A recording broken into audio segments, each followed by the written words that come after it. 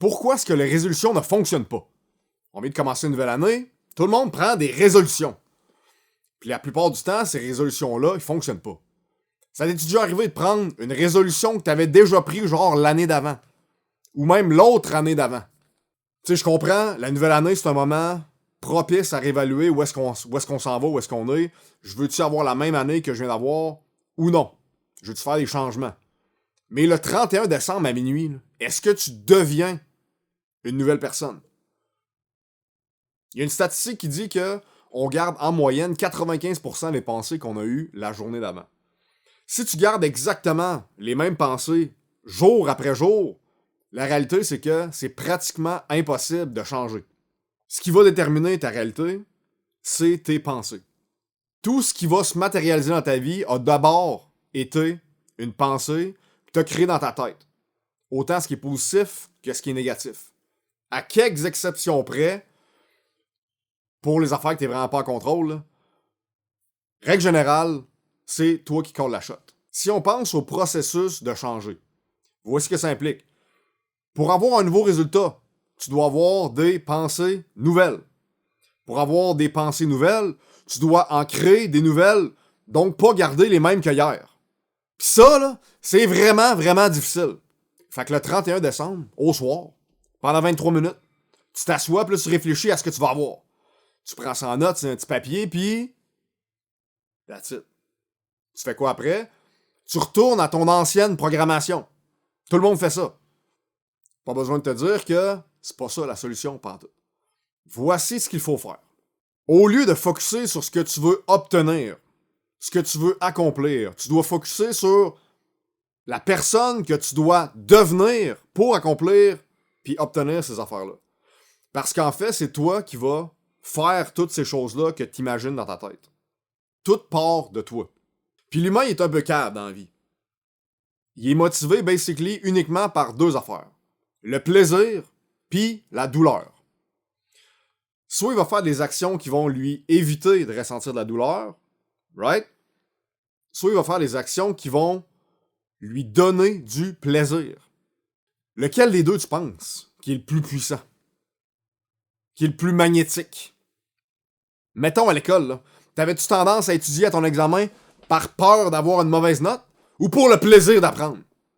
La douleur est immensément plus puissante que le plaisir. Sur le short term. Si dès maintenant, tu étais capable de créer un système qui te donnerait de la douleur à chaque fois que tu manques de faire une action, dans le but de garder ta résolution, je te garantis que la prochaine année, tu accomplirais plus ou même autant que les 5 dernières années. Combiné. Juste parce que tu serais capable de créer de la douleur constamment. La résolution, elle focus sur le plaisir d'accomplir un but. Mais aujourd'hui, on va faire le contraire. C'est ça qu'on va faire ensemble. On va créer une grande quantité de douleur pour accomplir ta résolution. OK? Tu vas voir, c'est mind-blowing. Mais avant de se rendre là, je veux que tu comprennes pourquoi ça fonctionne, c'est quoi le mécanisme. Si tu dis, man, Joe, je m'en sac, fais juste me montrer l'exercice, t'as juste à skipper à cette minute-là. Il y a deux concepts à comprendre. Tout d'abord, la psychocybernétique et la programmation neurolinguistique ou PNL. Ok, là, je sais que ça sonne comme genre de la scientologie, là, mais bear with me, c'est pas si compliqué que ça. La psychocybernétique, ça a été découvert par un docteur du nom de Maxwell Maltz. Voici le concept principal. Chaque personne a une image mentale. Cette image mentale-là, c'est comme un avatar mental. Quand tu penses à tes capacités, à ce que tu es capable de faire, tu fais toujours référence à ton image mentale. C'est la somme de toutes les croyances que tu as sur toi. Exemple, des affaires aussi simples que je suis bon au piano, j'aime ça le plein air, je suis bon pour parler aux gens, j'ai peur de l'eau, j'aime pas les avions, j'ai toujours été gros, le monde me trouve bizarre, le monde m'apprécie, j'aime pas danser, je suis bon à l'école, j'ai peur de chanter. Une fois je suis tombé devant des filles, puis là, toutes les filles me détestent. Ce qu'il faut comprendre, c'est que ces choses-là, qu'ils soient vraies ou non, ils sont vrais pour toi. Puis c'est ça qui est important. Quand t'arrives pour prendre des actions qui sont en contradiction avec ton image mentale, qui c'est que tu penses qui gagne? C'est l'image mentale qui gagne à tout prix. t'es 100% limité par ton image mentale. Tu vas jamais pouvoir faire quoi que ce soit qui va au-delà de ce que ton image mentale te permet. Elle vient de où, cette image mentale-là? Ça vient d'une combinaison de plein d'affaires, de ton caractère, tes expériences, ton conditionnement, ta personnalité. Puis le piège, c'est de penser que t'es pris avec ça à jamais comme un genre de software. Ton image mentale est autant modelable que tu veux, à 100%. Comment que ça a commencé tout ça, là, c'est que le Dr. Maltz était un chirurgien plastique. Mais pas un gars là, comme aujourd'hui qui transforme toutes les filles de 42 ans en bug. C'est un chirurgien plastique genre en 1940-50. Il réparait genre des cicatrices puis des affaires de même. C'était comme les débuts de la chirurgie plastique. Ce qu'il s'est rendu compte, c'est que il y a des gens avec qui la chirurgie plastique fonctionnait, puis d'autres pas. Pas genre, c'est pas qu'il ratait sa chirurgie, mais il y a des gens qui s'est rendu compte que pour qui ça changeait rien. Mettons, un gars qui était un vendeur. Puis il faut le bon dans sa job, il est pertinent, il est outgoing. Puis un jour, il fait un accident de char, puis il se retrouve avec une grosse cicatrice d'en face. Du jour au lendemain, son comportement change. Il devient renfermé, hostile, il est plus capable de rien vendre, super donné. Il va voir le doc, il enlève sa cicatrice, puis dès qu'il se voit dans le miroir, instantanément, il redevient la même personne qu'il était avant. Il retourne vendre, il retrouve son enthousiasme, il est content, puis on n'en parle plus. De l'autre côté, t'as une personne elle sentait lettre, ok? Elle avait une genre de grosse tache de naissance d'en face, puis elle se sentait pas belle. Fait que là, le doc, il fait une chirurgie, puis la tache de naissance, elle disparaît quasiment complètement. Quand la femme se regarde dans le miroir, elle dit au doc, ben, y a rien qui a changé. Autrement dit, même si la tache avait disparu, elle se sentait pas plus belle.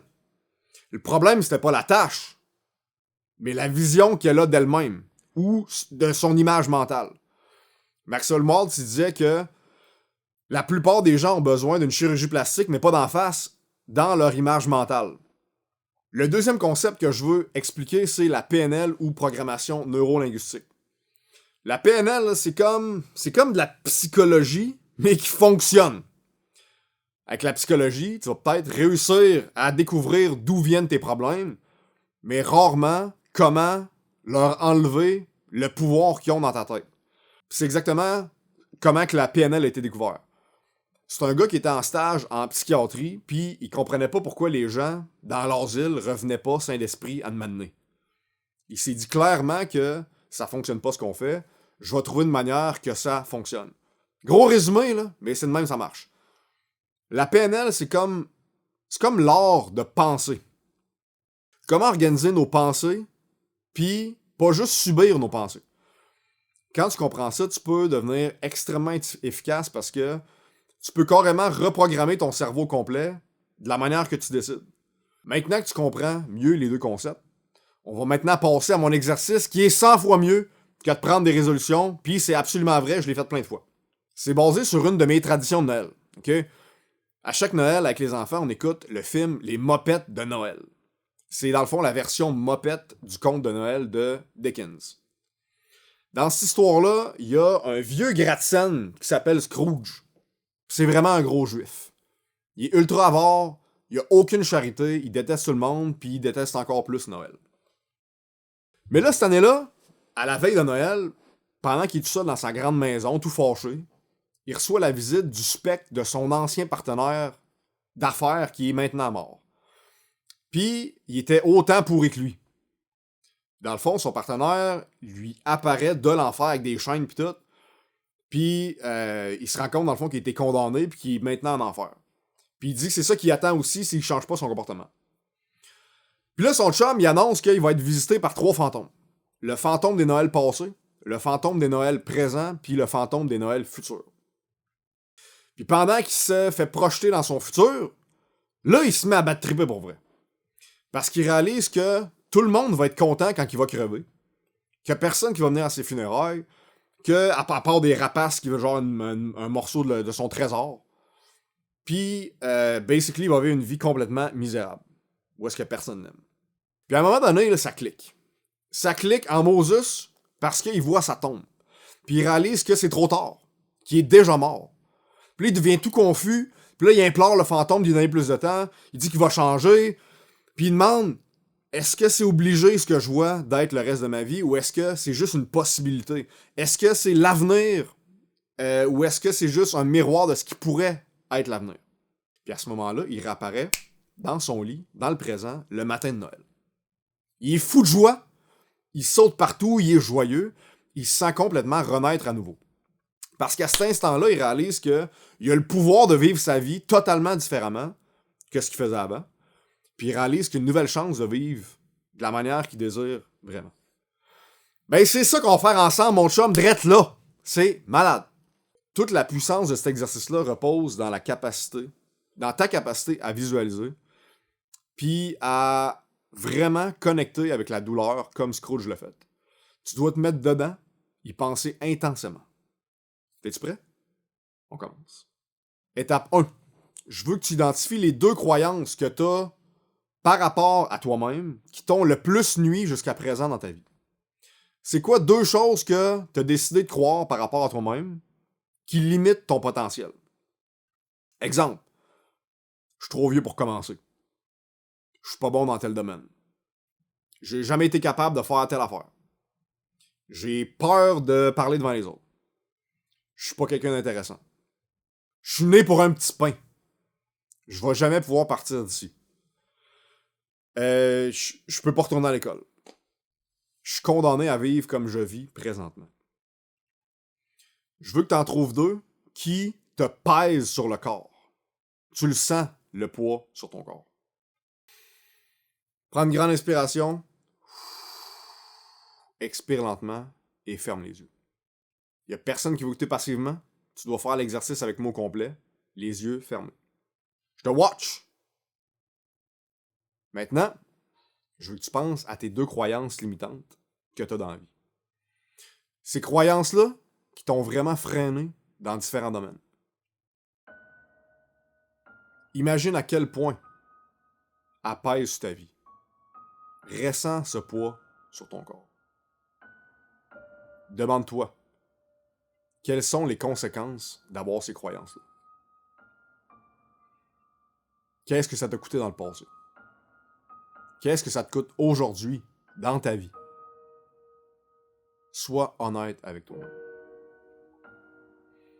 Par exemple, est-ce que ça t'a coûté des relations précieuses? Pense à des relations spécifiques qui ont peut-être souffert d'un manque d'amour, de connexion ou de confiance à cause de ces croyances-là. Ressens cette perte-là. Je compte sur toi pour ressentir la douleur maintenant. Sans ça, l'exercice va servir à rien. Accepte de ressentir cette douleur dans le présent pour expérimenter du plaisir dans le futur. Fait qu'ensuite, demande-toi, financièrement, est-ce que ces croyances limitantes-là limitent tes choix? Est-ce qu'elles affectent ta capacité à prendre des risques, à investir ou à même te lancer? Personnellement, qu'est-ce qu'elles font à ton estime de toi? Est-ce qu'elles te rendent plus fort ou plus faible? Est-ce qu'elles vident ton énergie ou t'en donnent? Quand tu penses à ces croyances-là, est-ce que tu dis en te regardant dans le miroir? Qu'est-ce que tu dis en te regardant dans le miroir? Est-ce que tu te sens puissant ou affaibli? Ressens tout ça. Imagine ton visage, ton corps portant ce poids-là. Puis si tu as des enfants, quel genre de modèle est-ce que tu es pour eux avec ces croyances-là? Pour ceux qui t'admirent, réfléchis à l'impact de ces croyances-là sur ta spiritualité, ta relation avec Dieu, ton bien-être physique, émotionnel, social, financier.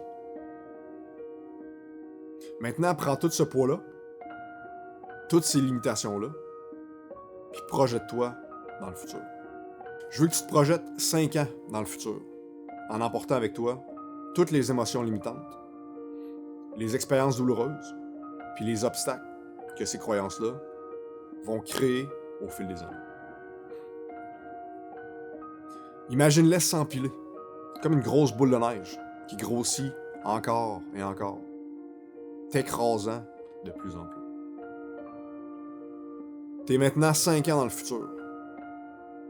Apporte avec toi tout ce que t'as perdu, toute la douleur, la frustration, la colère que ces croyances-là ont généré au fil du temps. Ressens tout ça. Vois-toi 5 ans plus tard, puis regarde-toi dans le miroir, juste au-dessus du lavabo. De quoi ton visage a l'air après avoir vécu avec ces croyances limitantes-là pendant 5 ans, sans jamais rien changer? Est-ce que tu as l'air plus vieux, plus jeune, plus vivant ou éteint, plus énergisé ou fatigué? Ressens-le vraiment. Quel a été le prix à payer pour ton estime de soi après 5 ans sans changement? Qu'est-ce que tu ressens physiquement? Est-ce que tu as pris du poids parce que tu essayais de coper avec de la bouffe, de l'alcool ou de la drogue?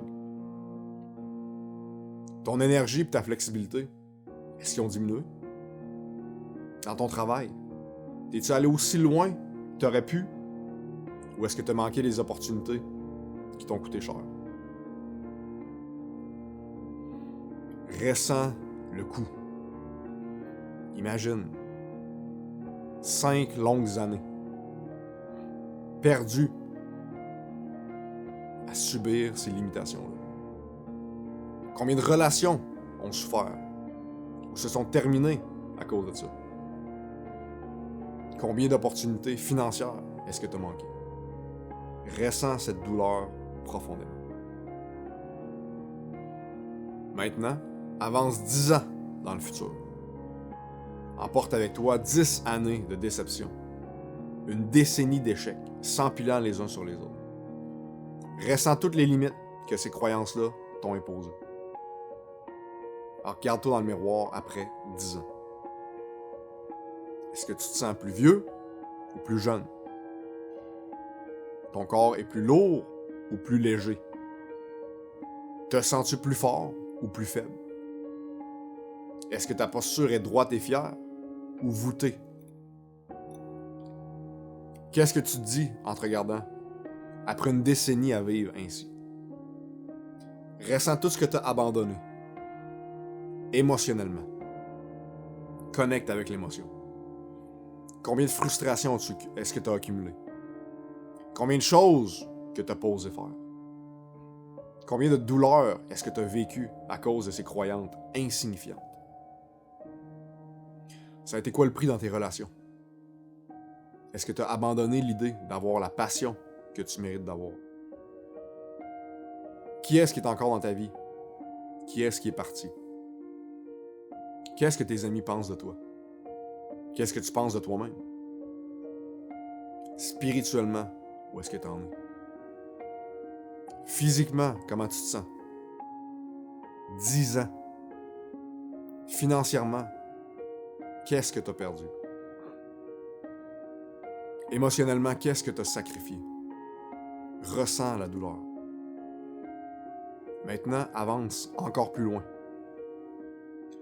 On s'en va 20 ans dans le futur. Emporte 20 ans de souffrance avec toi. Ressens toutes ces opportunités-là, perdues, et ces sacrifices-là cumulés. Imagine-toi après 20 ans à vivre dans le... Regarde-toi dans le miroir. Regarde ton reflet. À quoi tu ressembles? T'es-tu en parfaite santé? Ou est-ce que t'es tout croche? T'as-tu pris du poids? Est-ce que tes traits ont descendu? Est-ce que tu te sens plus fort ou plus faible? Est-ce que tu te sens plein de vie ou complètement vidé? T'es-tu excité ou profondément déprimé? Blackpilled. Ressens le poids de ces 20 années à vivre sous l'emprise de ces croyances limitantes.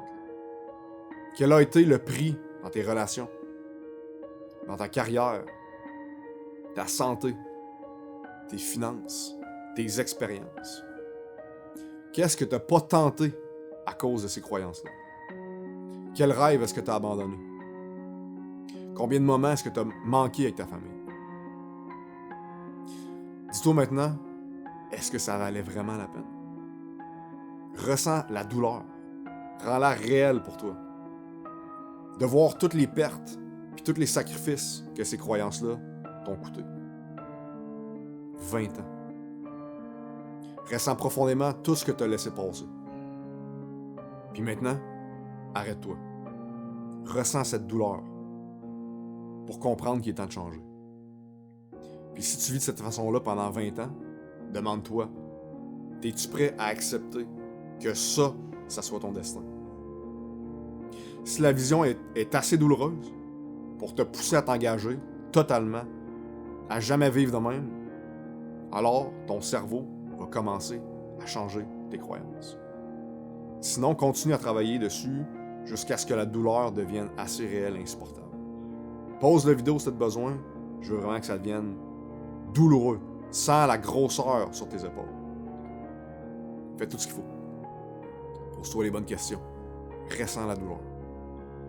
Si t'es vraiment engagé à jamais laisser ça t'arriver, souviens-toi que, comme dans l'histoire, c'est juste une ombre du futur. Tu peux encore changer ce futur-là, en changeant tes croyances maintenant. Reviens en arrière dans le temps, reviens au présent, rouvre tes yeux, réalise que rien de tout ça a encore eu lieu. Heureusement, tout est encore entre tes mains. Tu peux éviter tout ça, tout ce destin-là, en prenant des décisions différentes aujourd'hui. En revenant au moment présent, si tu as vraiment ressenti ces émotions négatives-là, tu t'es vraiment immergé dans l'expérience, ça se peut que tu sois même voûté, tu t'es senti genre le poids, et tu te sens écrasé par le poids des problèmes au fil des années. Tu vas le sentir sur ton corps. Maintenant, de retour au présent, sens-toi plus droit, plus léger. Respire plus profondément. Ressens la vie au fond de toi. OK? Secoue ton corps. Interromps ce schéma-là. Ça n'existe pas si tu décides de changer aujourd'hui. Fait que bouge, respire, saute, marche, whatever the fuck you want. Bouge-toi d'une manière qui va te redonner de l'énergie.